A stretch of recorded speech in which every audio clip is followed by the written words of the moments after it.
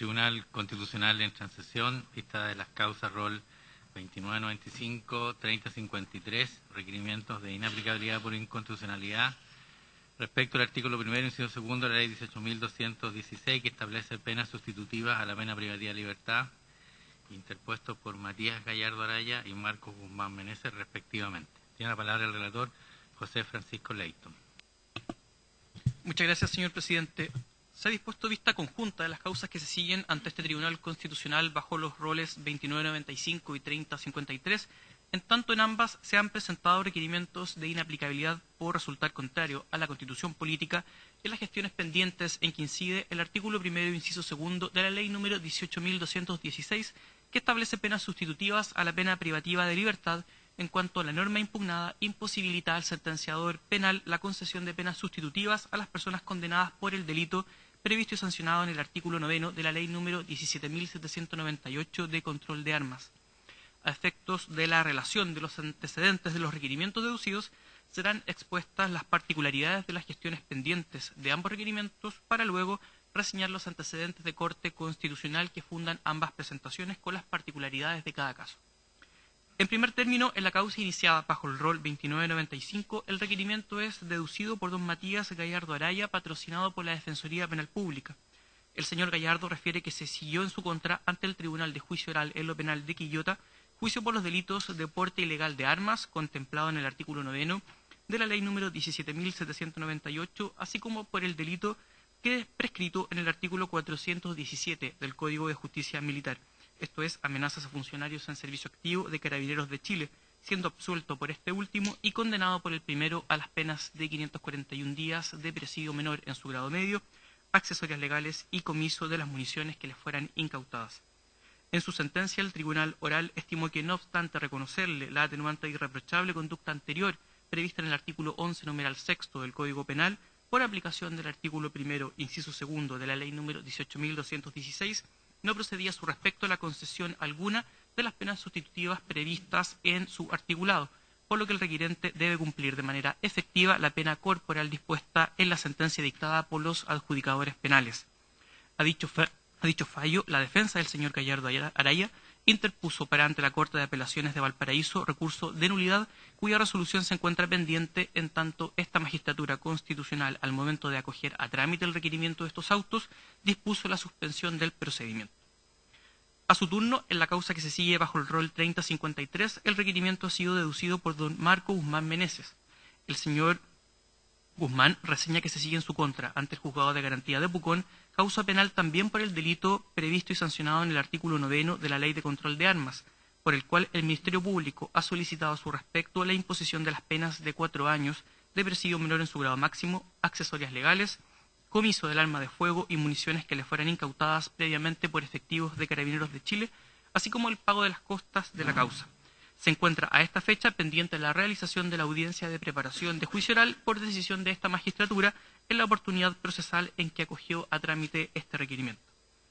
En cuanto a los antecedentes de corte constitucional que funda las acciones seguidas bajo los roles 2995 y 3053, los actores estiman que en las reseñadas gestiones pendientes de aplicarse la norma impugnada se transgredirían los artículos 1, 19 numerales 3, segundo inciso 6 de la Constitución Política, así como los artículos 1.1, 5.6 y 24, todos de la Convención Americana de Derechos Humanos, en la forma que será relatado a continuación.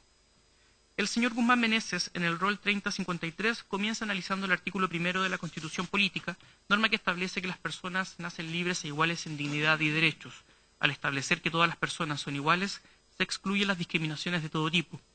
Agrega que el derecho de igualdad es analizado doctrinariamente como valor, principio y regla, siendo bajo este último elemento donde se produce la subsunción del caso concreto que debe ser objeto de análisis. Es en uno de sus niveles en que se encuentra la igualdad ante la ley, que no solo abarca la norma vigente, sino que deviene en un mandato a todos los órganos del Estado. De esta forma, el legislador debe respetar la norma constitucional creando leyes que no generen discriminaciones. Lo anterior se enlaza con la segunda norma constitucional que también el requirente del rol 2995 estima infringida, esto es el artículo 19, numeral 2 constitucional, en la medida en que se afecta precisamente el derecho de igualdad ante la ley, esto dado que no hay impedimento a que existan leyes que efectúen diferencias, pero estas deben partir de la base de encontrarse en situaciones fácticas distintas. Por lo expresado, argumentan ambos actores, el valor de la igualdad consagrado en el artículo 1 de la Carta Fundamental se concreta en materia de derechos fundamentales en el precepto del artículo 19, numeral 2 constitucional, siendo arbitrario e irracional lo que carece de fundamento y es injusto. De esta forma, arguyen ambos, si las personas se encuentran en una misma situación, no puede existir un trato diverso, pero si están en distintas situaciones, las diferencias tienen asidero, por lo que, siguiendo la jurisprudencia de esta magistratura, no puede legislarse a favor o en desmedro de determinados sujetos, atendiendo a impertinentes razones de raza, condición social, estirpe, fortuna, religión, ideología y otros atributos estrictamente individuales, cobrando fuerza el principio de isonomía en el tratamiento legal, por medio del cual debe dispensarse un trato igual a los efectivamente iguales y diferentes a aquellos que no lo son. Luego, el requirente del rol 3053 agrega que la determinación relativa a si en un caso concreto existen diferencias de trato respecto de personas que se encuentran en situaciones diferentes, surge de la faz subjetiva del principio de igualdad, el que emana precisamente su carácter subjetivo de este derecho. Así, para efectuar una revisión concreta de la vulneración de la igualdad ante la ley, resulta necesario un nexo relacional entre las situaciones que son asimilables, lo que permite un juicio de igualdad aplicando la fórmula tertium comparationis, traducida citando doctrina a tal efecto, como indicar los supuestos de hecho con los que se ha de comparar aquel en que el recurrente se encuentra, a fin de verificar si ha existido o no la discriminación que en este caso es alegada. En concreto, la norma impugnada generaría una diferencia de trato entre personas que se encuentran en situaciones similares. Los requirentes de las dos causas hoy en vista exponen fueron acusados y en un caso condenado por el delito de porte ilegal de arma de fuego previsto en el artículo 9 de la Ley de Control de Armas, en el que, en su estructura dogmática, es un delito de mera actividad, doloso, de peligro y permanente, protegiendo el orden público como bien jurídico. El legislador, en el artículo 1, inciso 2 de la Ley número 18.216, prohibió la concesión de penas sustitutivas a los autores de determinados delitos, como los contemplados en los artículos 141, incisos 3, 4 y 5, 142, 361, 362, 372 bis, 390 y 391, todos del Código Penal. Existe así una diferencia de trato, la que los señores Gallardo Araya y Guzmán Meneses analizan desde dos puntos de vista, en relación a la pena y en lo que respecta a la naturaleza del delito. De esta forma, en primer término, los actores señalan que, tratándose el delito de porte ilegal de arma de fuego como un ilícito contra el orden público, de mera actividad permanente y doloso, el legislador ha permitido que otros tipos penales que ostentan idéntica naturaleza sean objeto de las penas sustitutivas de la Ley 18.216, como la conducción en estado de ebriedad, de peligro abstracto, el robo por sorpresa, de mera actividad, o la asociación ilícita, atentado contra el orden público, cuestión que ilustra la diferencia de trato respecto al delito materia de la acusación y condena adaptada contra los actores, cuestión que genera un trato diferenciado entre personas que se encuentran en situaciones análogas. Agregan que esta diferencia de trato no es razonable, en tanto no existe justificación o fundamentación de la diferencia que consagra el legislador. Revisando la historia del establecimiento de la Ley 20.813, que modificó la Ley 18.216, no se evidencia discusión parlamentaria alguna para comprender la introducción de la oración que se impugna de inconstitucional en estos autos, cuestión conflictiva a la luz del proceso de justificación que en materia argumentativa debe existir. Por el contrario, existirían razones que evidenciarían la ausencia de razonabilidad objetiva en la decisión legislativa de dejar fuera al delito ya enunciado de la posibilidad de adoptar a pena sustitutiva en comparación con otros ilícitos. A mayor abundamiento, no es clara la finalidad que tuvo en mente el legislador para la modificación en comento. Revisados los antecedentes de su tramitación en el Congreso Nacional, el requirente del rol 3053 colige los siguientes argumentos que se tuvieron a la vista para justificar esta reforma. Primero, peligrosidad de las personas que cometen este tipo de delitos. Y en segundo lugar, eficacia a las modificaciones introducidas a la Ley de Control de Armas, en que el nuevo artículo 17b perdería de valor en lo relativo a la determinación de las penas, dado que no tendría asidero en la eventualidad que el juez pudiera adoptar penas sustitutivas. Estas finalidades que comenta no serían lícitas. La primera, de la peligrosidad, es contraria a la idea de Estado de Derecho, en que se sancionan actos, lo que se contrapone a la idea de derecho penal de autor, lo que hermana con la prescripción del artículo 19, numeral 3, inciso final de la Constitución Política, que establece que ninguna ley puede establecer penas sin que la conducta esté expresamente descrita en ella. Así, lo sancionable es solo la conducta humana, con independencia de las características del sujeto activo o agente. En segundo término, la pérdida de eficacia de las modificaciones a la Ley 17.798 de Control de Armas tampoco resulta en un fin conforme a la Constitución. Argumentando en doctrina, sostiene que la eficacia del derecho penal no surge en función de la forma de cumplimiento de la pena, sino de la norma legal que contiene la descripción de una conducta típica y fija las consecuencias de la infracción normativa. Por ello, la disquisición necesariamente se tornaría falaz. Si bien la Constitución no ha delimitado con precisión los fines de la pena que deben ser considerados como obligatorios por la ley al momento de crear un tipo penal y establecer la idoneidad de la sanción, desde el artículo 5.6 de la Convención Americana de Derechos Humanos se desprende que la reinserción social es el fin de la pena para nuestro ordenamiento jurídico. Este argumento es sostenido con un largo análisis doctrinario por el requirente también del rol 2995, efectuando un estudio en doctrina de la reinserción social como fin primordial de la pena. Finalmente, ambos actores señalan que la norma impugnada deviene contraria a la Constitución política en el caso concreto de estos autos, dado que no se supera el examen de proporcionalidad, en tanto la pérdida de libertad del señor Gallardo Araya, ya condenado, y del señor Guzmán Menéndez, acusado, personas sin antecedentes penales pretéritos, que han estado socializados y no deben ser resocializados por ello, cede en demasía, argumentan, y de forma muy dañina frente a la protección del bien jurídico o orden público. Por estas consideraciones solicitan se acoja el requerimiento declarando inaplicable el precepto impugnado. Frente a estas disquisiciones constitucionales, el señor fiscal nacional, en representación del Ministerio Público, realiza observaciones de fondos a estas presentaciones solicitando el rechazo de ambos. El señor fiscal nacional hace presente, en primer lugar, que la regla que deja fuera ciertos delitos de la ley 17.798 en el ámbito de las penas sustitutivas surge en el contexto de la tramitación legislativa de la ley 20.813, como una indicación del señor vicepresidente de la República de aquella época. En el informe de la Comisión de Constitución consta, conforme fue expresado por el profesor Jean-Pierre Matus, que debía modificarse también la ley 18.216 a efectos de entregar eficacia a las modificaciones a la ley de control de armas en estudio, ya que no tendría asidero en la eventualidad de que pudieran ser otorgadas penas sustitutivas, criterio que fue compartido por la Comisión y propuesto al Poder Ejecutivo para la presentación de la indicación de estilo. Con esta modificación se buscó un modelo alternativo al aumento de las penas para incrementar la severidad del tratamiento penal de ciertos delitos, cuestión que es, argumenta el señor fiscal nacional, un fin constitucionalmente lícito. El requirente del rol 3053, agrega el señor fiscal nacional, ha caracterizado el delito de la acusación como de mera actividad, doloso y de peligro, procediendo a una comparación con otros ilícitos de dicha naturaleza dogmática. La comparación, señala, sí debe trabarse con elementos que puedan razonablemente considerarse como iguales o similares, cuestión que no se cumple en este caso.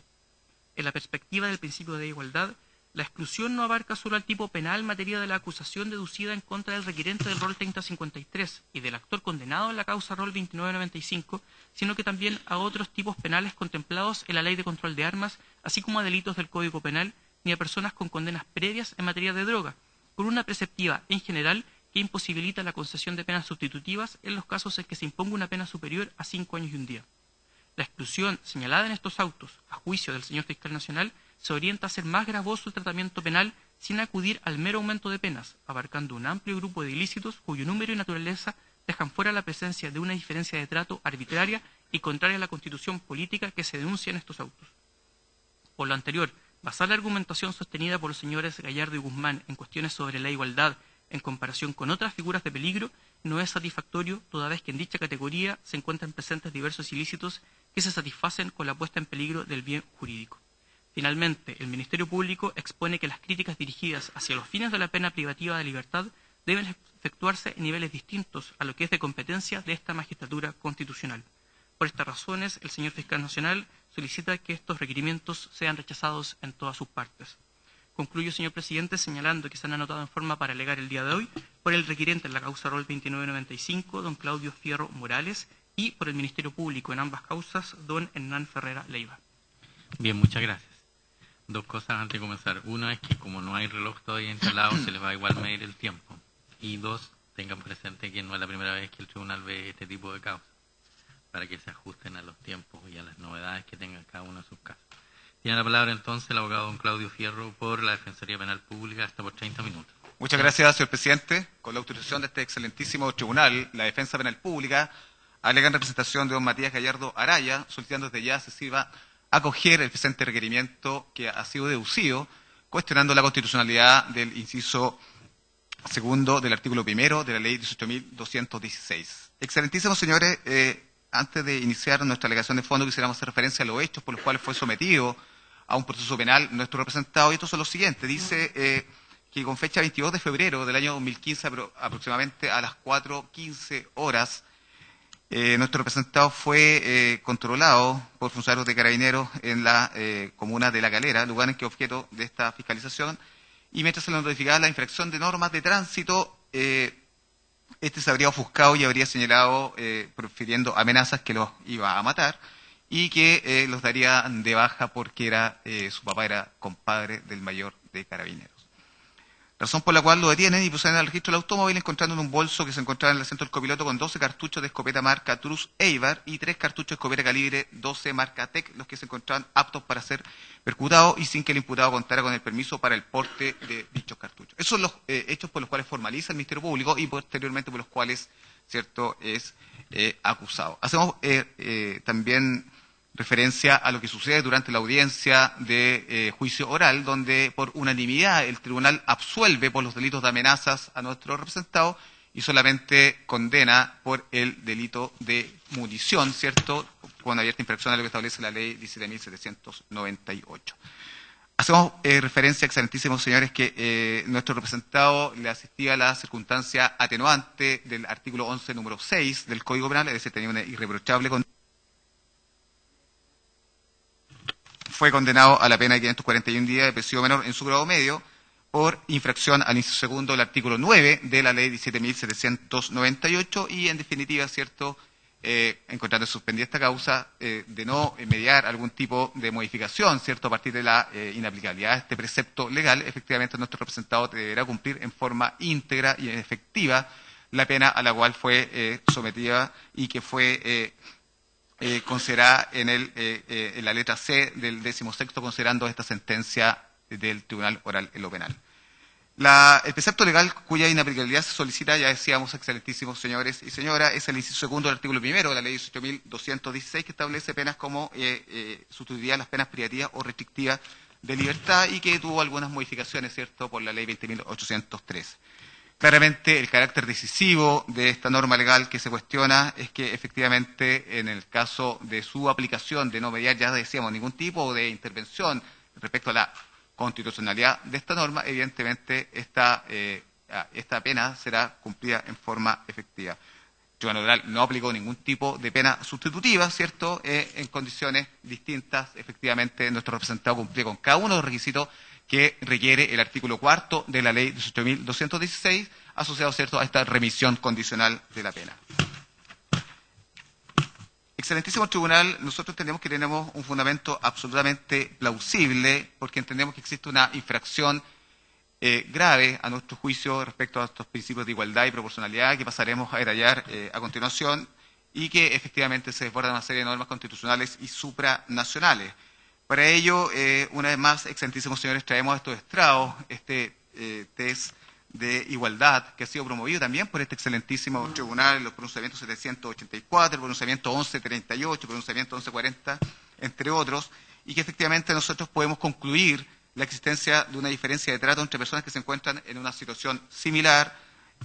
a continuación, que carece de fundamentos razonables y objetivos. Esta norma que se impugna, existe una falta de idoneidad para alcanzar la finalidad que se ha tenido a la vista por parte del legislador. Y por último, también entendemos, ¿cierto?, que la implicancia de esta norma atenta gravemente también contra las normas del debido proceso. Para ello, excelentísimo señor, nos parece también relevante mencionar algunos conceptos que ha dado la excelentísima Corte Suprema, fundamentalmente la Sala Penal, respecto a lo que entiende por debido proceso, en primer lugar, como un conjunto de garantías mínimas, pronunciamiento 3521 del año 2012, y también se constituye el debido proceso como una garantía para el imputado en el procedimiento del año 2008-58-98. Es decir, tiene que existir un conjunto de normas que efectivamente resguarden la proporcionalidad y la igualdad en cumplimiento, ¿cierto?, de la potestad punitiva del Estado, lo planteado este excelentísimo tribunal, ¿cierto?, de la Sala Penal en este pronunciamiento del año 2008.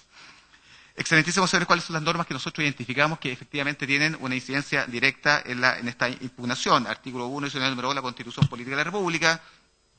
artículo 2.1 y 26 del Pacto Internacional de Derechos Civiles y Políticos, artículo 1.1 y 2 y 24 de la Convención Americana de Derechos Humanos, y fundamentalmente las normas que dicen en relación con la proporcionalidad, 19 número 3 de la Carta Fundamental, pero también con una incidencia directa en el artículo 19, número 7, también de la Constitución Política de la República, del derecho a la libertad personal. Excelentísimos señores, como ya hemos planteado, entendemos, ¿cierto?, a partir de este test de igualdad que nosotros hemos propuesto en nuestra presentación, que en este caso se está ante una diferencia de trato entre personas que se encuentran en una situación similar y fundamentalmente asociado al bien jurídico protegido, que es el orden público, y también a la figura que está estructurada como delito, ¿cierto?, de peligro abstracto. Y es por eso que hemos planteado una serie de delitos que frente a una misma situación, ¿cierto?, como por ejemplo el delito de asociación ilícita, previsto y sancionado en el artículo 292 del Código Penal y inciso primero del artículo 293, 315 y el inciso segundo, ¿cierto?, 366, 4, está todo del Código Penal, donde aun cuando estas figuras penales comparten ya lo que decíamos, esta estructura de delito peligro y también el mismo bien jurídico protegido, incluso con una penalidad que supera el umbral punitivo, efectivamente, excelentísimos señores, estamos frente a una situación bastante desmejorada frente a estas modificaciones que en armonía, ¿cierto?, están asociadas a esta norma que se impugna, en directa relación también con el artículo 9 y 7, letra B, de la Ley de Control de Armas 17.798. Excelentísimos señores, ya decíamos que nuestro representado está con todas las posibilidades de poder acceder a algunos de estos o cumplir cada uno de los requisitos que promueve la Ley 18.216, fundamentalmente el que decía relación con el artículo 4, remisión condicional de la pena, por estar dentro o situado desde el artículo 11, número 6 del Código Penal con una irreprochable conducta anterior, y para ello nosotros también acompañamos a este excelentísimo tribunal un informe social que pudiese estar a disposición de sus señorías excelentísimas y que da cuenta de efectivamente todas las redes sociales, familiares y de apoyo que tenía nuestro representado a efecto de facilitar su reinserción social, que era uno de los fines, ¿cierto?, que perseguía históricamente la Ley 18.216. Excelentísimos señores,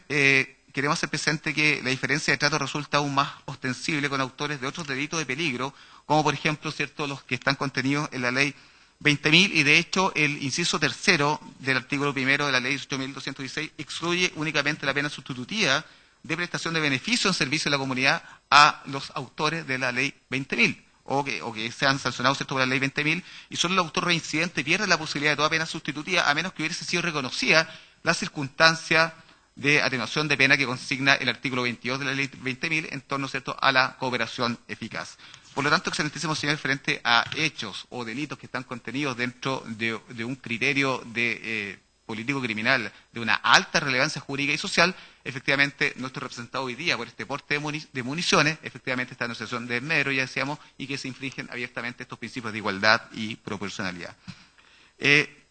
Excelentísimos señores, entendemos que el inciso segundo del artículo primero de la Ley 18.216 discrimina sin una causa razonable dentro de este contexto de otros ilícitos que nosotros hemos planteado. Desde ya también hemos hecho nuestros los argumentos que ha sostenido, ¿cierto?, la Comisión Interamericana de Derechos Humanos en torno también a la proporcionalidad, a la igualdad, en la opinión consultiva 18 número 3, también a lo que ha planteado la Corte Europea, ¿cierto?, que permanentemente la Corte Interamericana hace guiño a la Corte Europea respecto, ¿cierto?, a diversos pronunciamientos y que dicen relación con esta proporcionalidad y con esta igualdad, también lo hemos planteado de esa forma. Excelentísimos señores, nosotros cuando planteamos que no existe ningún tipo de razón para poder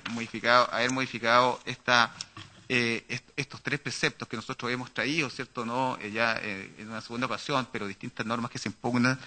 y que no tiene ningún tipo, o que no tuvo ningún tipo de discusión legislativa de fondo, una vez más, ¿cierto?, queremos solamente refrescar a este excelentísimo tribunal lo que plantea el boletín 10.658 el año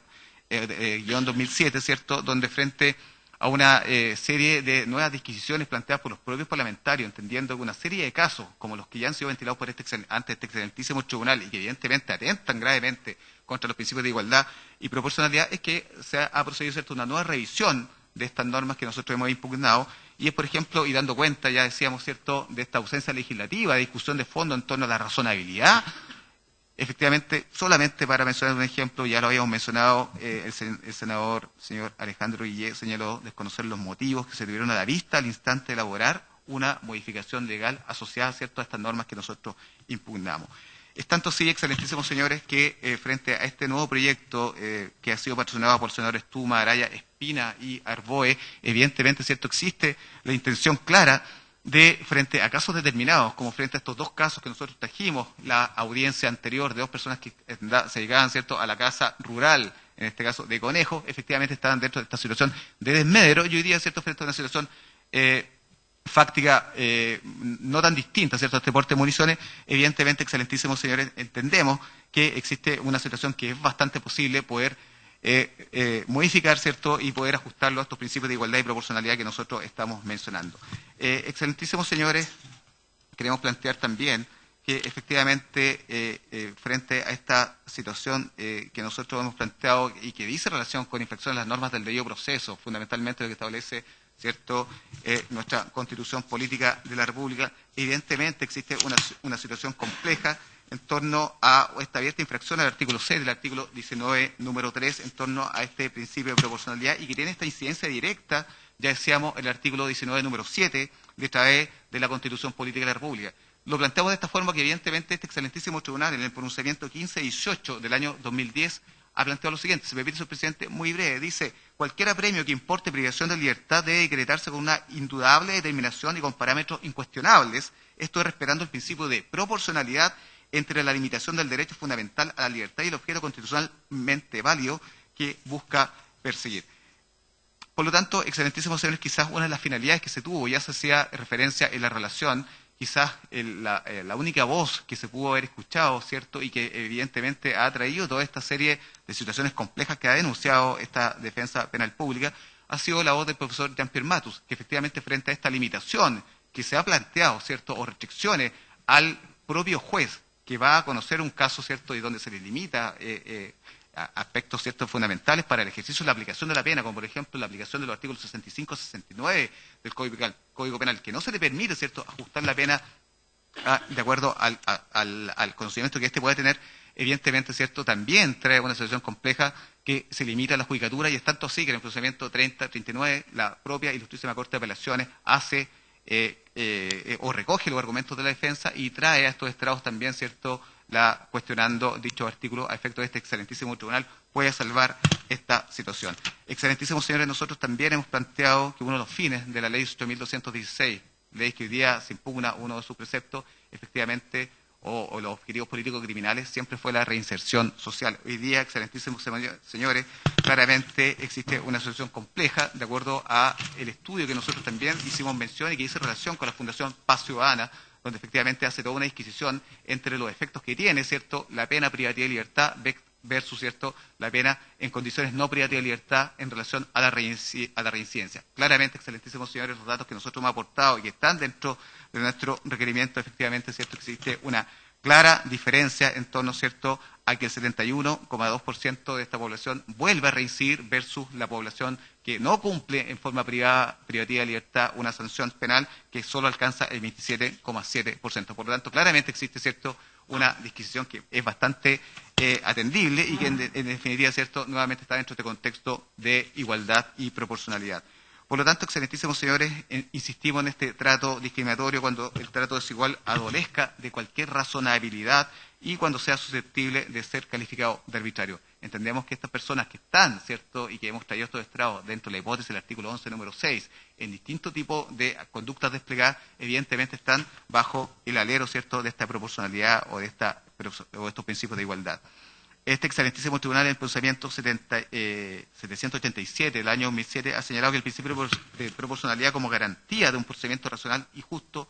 asegura que el juez no se vea severamente limitado en su capacidad de actuar con justicia, según las características del caso y del sujeto penalmente responsable, tanto en relación a la determinación del quantum de la pena como respecto a la decisión de conceder penas sustitutivas. Desde el año 2007 ya lo planteaba este excelentísimo tribunal y evidentemente también este argumento o esta doctrina que se desprende de este pronunciamiento hoy día está claramente vinculado con la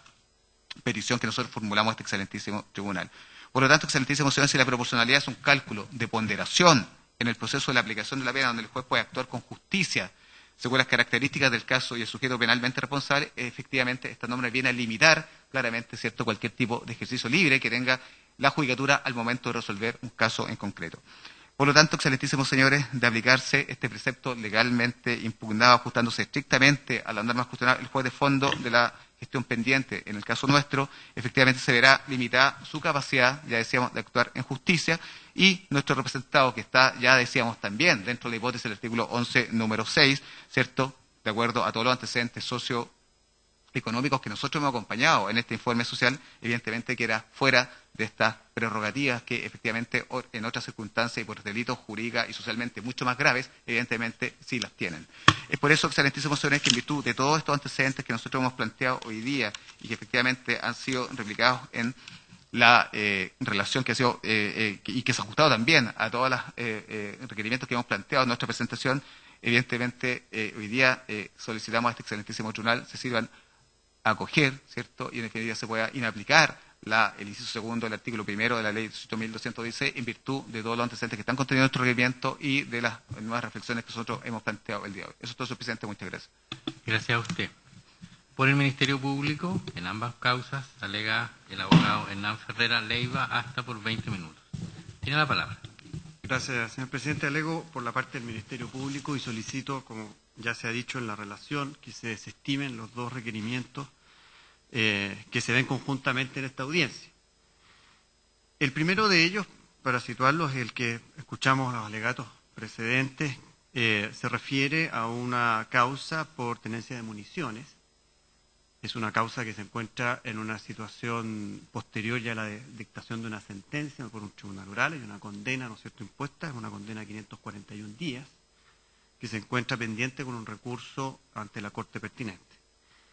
El segundo caso corresponde al rol 3053, un caso que tiene pendiente la audiencia de juicio oral,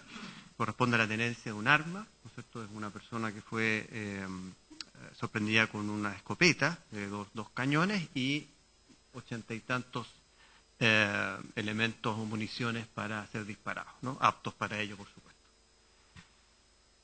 Excelentísimo tribunal, efectivamente ya hemos revisado en otra ocasión una discusión en relación con esta misma precepto legal, ¿no es cierto?, una modificación que introdujo la ley 20.813 a la ley 18.216 en el marco de la discusión sobre otras modificaciones también importantes a la ley sobre el control de armas. Lo que aquí nos convoca en estas dos causas es precisamente la introducción de una norma que impide a las personas condenadas por estos delitos de la ley de control de armas acceder a un régimen de penas sustitutivas establecido en la ley 18.216, también hace poco reformada por la ley 20.603,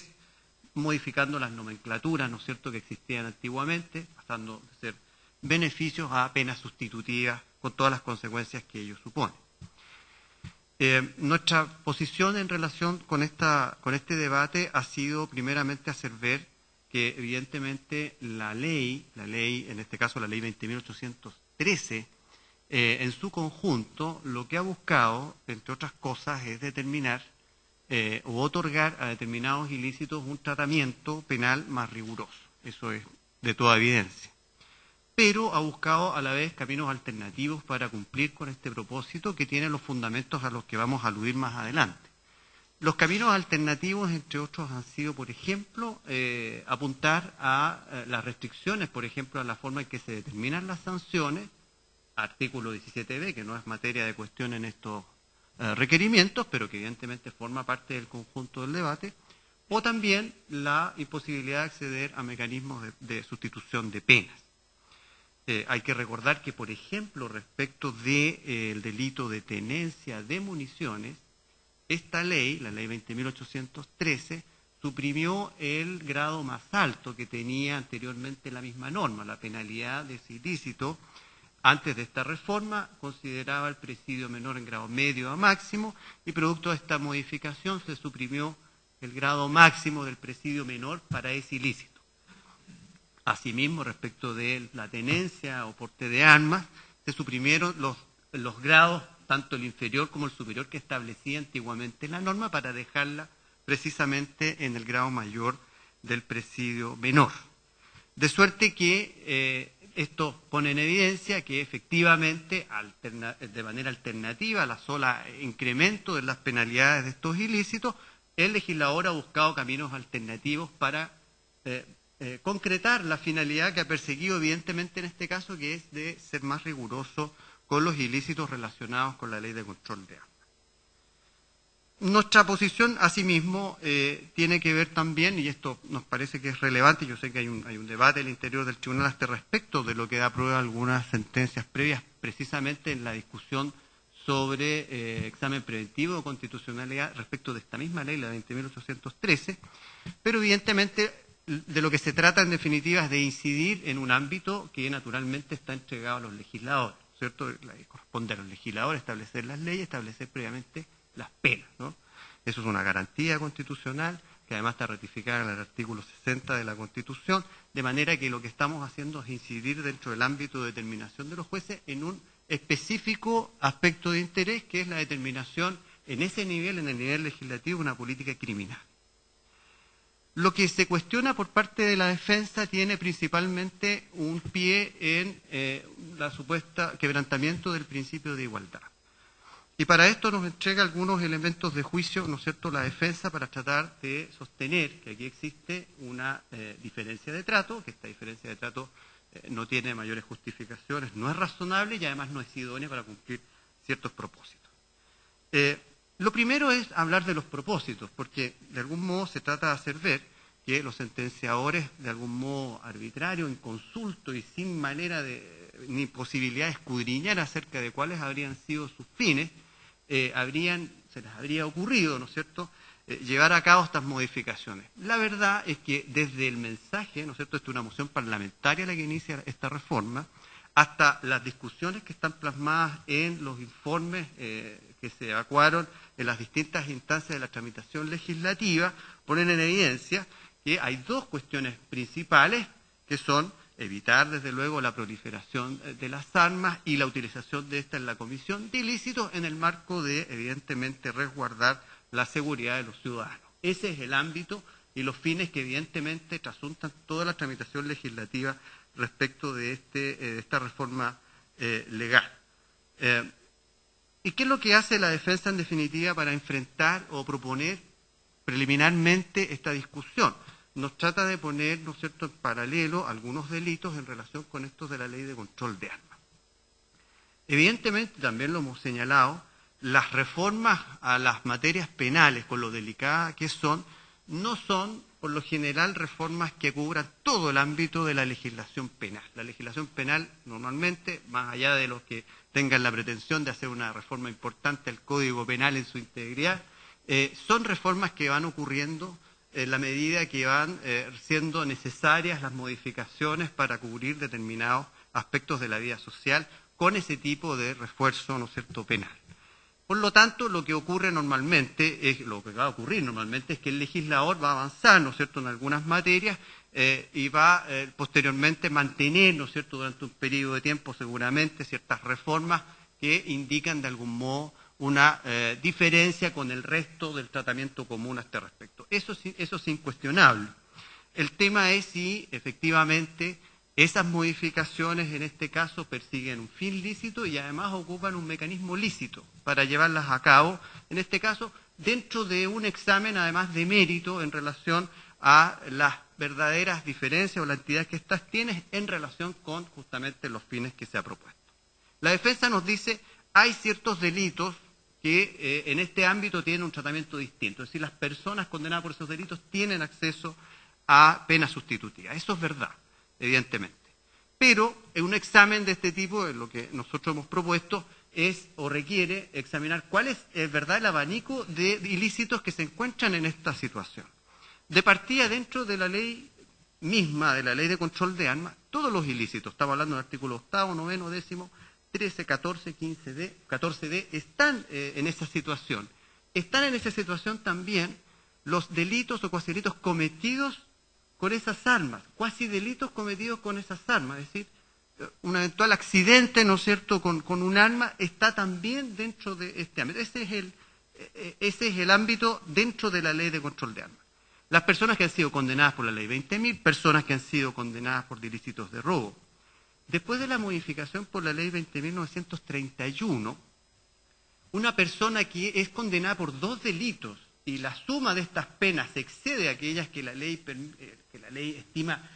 permiten la sustitución, tampoco puede acceder a este mecanismo de sustitución. Y por último, en lo que a nosotros nos resulta más pertinente, la ley, las penas sustitutivas no son procedentes cuando las penas superan los 5 años y un día. Es decir, la operatividad de la restricción para acceder a penas sustitutivas tiene efecto solamente cuando nos bajamos, ¿no es cierto?, del presidio mayor, presidio menor en grado máximo, presidio menor en grado medio, en los casos que aquí nos interesan. Y ese es el abanico de ilícitos que están sometidos a esto. Incluso en los delitos graves que menciona esta ley, ¿no es cierto?, hay delitos graves mencionados explícitamente antes en el inciso primero de la ley 18.216, ¿no es cierto?, el homicidio, violación y otros de esa entidad, opera solamente cuando las personas condenadas por esos ilícitos, por las razones que se hayan plasmado en una sentencia, puedan llegar a una penalidad inferior a 5 años y 1 día. Supongamos una persona que tiene elementos de disminución de pena importantes, ¿no es cierto?, podría ser incluso una eximente incompleta, ¿no es cierto?, que le permita llegar bastante más abajo, no es el caso de las penas sustitutivas, pero que tenga 3 o más que permitan retroceder, ¿no es cierto?, en la pena de estas personas. Cuando se trata, evidentemente, de eximentes incompletas, esto queda normalmente fuera del ámbito de determinación de las penas, pero queda igualmente involucrado dentro de las normas pertinentes a las penas sustitutivas. Lo que nos interesa a nosotros simplemente decir es que dentro del propio ámbito del artículo primero de la ley 18.216 hay un conjunto de ilícitos que se encuentran exactamente en la misma situación de aquellos que estamos revisando, lo que en nuestro concepto a priori impide sostener lisa y llanamente que por el hecho de existir otros que no están sometidos a dicho régimen, estamos de verdad frente a una diferencia de trato. El examen requería este examen y este examen no se contiene en los requerimientos. En segundo término, se cuestiona una suerte de falta de justificación o razonabilidad. Y aquí fundamentalmente uno parece ver traspasado, ¿no es cierto?, las exigencias de fundamentación de las resoluciones judiciales al ámbito de la discusión legislativa, ¿no?, lo que es evidentemente impropio, porque se replican algunos elementos y críticas por supuestas faltas de fundamentación en la legislación como si fuera una resolución judicial. No es nuestra posición estimar que se puede legislar arbitrariamente, pero naturalmente el rango de exigencias no puede ser equiparable a las decisiones judiciales o jurisdiccionales que se adopten. Lo que sí está claramente explicado, y ya hemos hecho mención de ello, es que durante la tramitación legislativa sí hay suficientes fundamentos en la discusión. Se escuchó a numerosas personas y organizaciones interesadas a este respecto, se escuchó a numerosos profesores y se adoptó la determinación que aquí está, buscando los fines a los que ya hemos aludido. Controlar la proliferación de armas, la comisión de delitos con ello. No podemos dejar de hacer ver tampoco cuando se trata de motivar o de justificar una reforma en este plano, que el control de armas es una cuestión que incluso tiene, ¿no es cierto?, un reflejo en la Constitución que establece evidentemente una restricción en ese ámbito, lo que evidentemente impide sostener razonablemente que no ha habido aquí ningún tipo de justificación para las modificaciones que se han llevado a cabo. Respecto de la idoneidad, nosotros hemos dicho que aquí nos ponemos en un escenario de discusión que lógicamente está en peldaños o en pisos distintos. Hay una crítica, ¿no es cierto?, hay una crítica a la pena privativa de libertad en general, ¿no?, más allá del ilícito bajo el cual corresponda, lo que se plantea en el requerimiento es fundamentalmente una crítica a la pena privativa de libertad. No nos parece atingente la referencia a la Convención Americana de Derechos Humanos, puesto que lo que allí se establece derechamente es que se refiere precisamente a la pena privativa de libertad y los fines que ésta tenga. Aquí estamos discutiendo justamente en un ámbito diverso que es acceder a un régimen de pena sustitutiva y no penas privativas de libertad, que es justamente a lo que se refiere el artículo 5 de la Convención Americana de Derechos Humanos y sus finalidades. Por lo tanto, esta crítica excede con mucho la reforma y la disposición legal que en este caso se cuestiona. Para ir terminando, la proporcionalidad se apoya en fundamentalmente una crítica orientada a las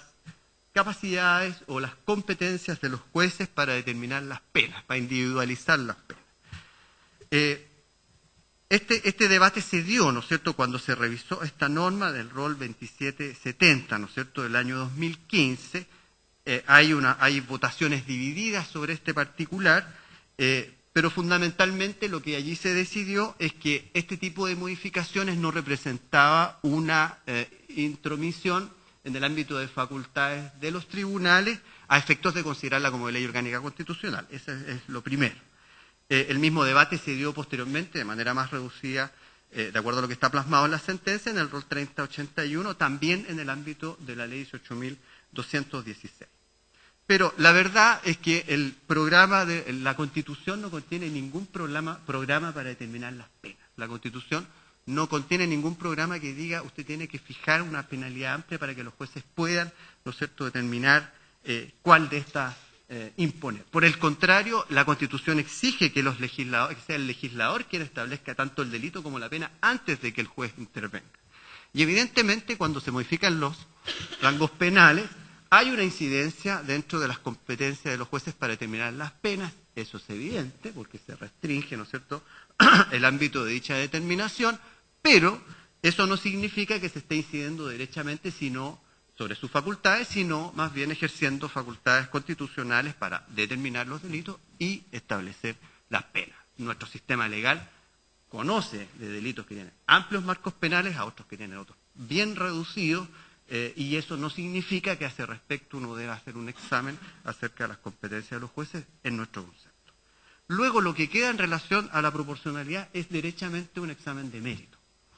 Y aquí, bueno, corresponde simplemente verificar si las penalidades, ¿no es cierto?, y el tipo de delitos por los cuales se está imponiendo esta restricción a las penas sustitutivas amerita o no llevar a cabo este tipo de restricciones. Y lo quiero poner así porque básicamente lo que hemos tratado de hacer es separar aquello que en nuestro concepto no constituyen argumentos verídicos o efectivos a este respecto. Aquí lo que se está viendo es derechamente un examen de mérito de la decisión del legislador, de estimar que estos son delitos graves y someterlos a un tipo de tratamiento penal determinado. Esa cuestión, en nuestro concepto, no puede ser acogida por las razones que corresponden sencillamente a observar que el objetivo, ¿no es cierto?, del legislador a este respecto, es decir, buscar un tratamiento más riguroso, es un objetivo que es lícito desde el punto de vista constitucional. El legislador tiene la posibilidad de establecer un programa, digamos, de política criminal dentro del ejercicio de sus funciones, dentro de lo que corresponde. Y, en segundo lugar, el mecanismo utilizado también es lícito. También es lícito utilizar este tipo de alternativas para buscar ese propósito. Y en ese ámbito, que evidentemente cubre por lo menos a priori este examen de mérito, nos parece que la ley no merece el reproche constitucional que se le viene afirmando, más allá de si es susceptible o no de otra reforma legislativa como se ha hecho ver. Pero nos parece que aquí, en lo pertinente, enfrentados a la examinación, digamos, del peso de los argumentos en uno u otro sentido, el examen de mérito, debiera primar la percepción de que se ha buscado una finalidad lícita con un mecanismo lícito. Motivos todos por los cuales solicitamos que se desestimen ambos requerimientos. Muchas gracias. Bien, ¿alguna pregunta? Señores ministros, ¿no? Muy bien, concluye entonces la vista de la causa.